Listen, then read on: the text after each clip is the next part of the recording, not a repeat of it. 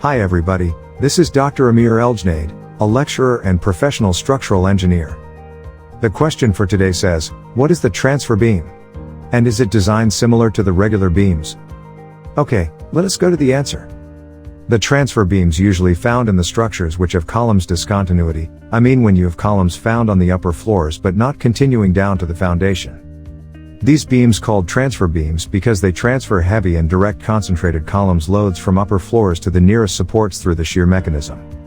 Accordingly, for the transfer beams, the deflection control is essential. Because if the transfer beam deflects excessively, then this deflection shall have a significant impact on all the floors above the transfer beam. Also, construction-wise, it is recommended that the transfer beams should be cast monolithically while spanning over several supports. Now, let us move to the second part of the question.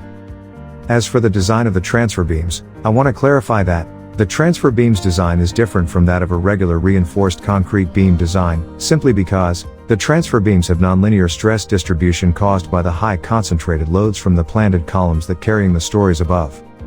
This will induce a discontinuity region, so the linear elastic theory which used for the design of the regular beams cannot be utilized here. Therefore, in the transfer beams design, you can either use the deep beam theory or the strut and tie model method, depending on many factors. Nevertheless, you should also be aware that the structural system should also provide an alternative load path for load path redundancy, and this is to avoid progressive collapse.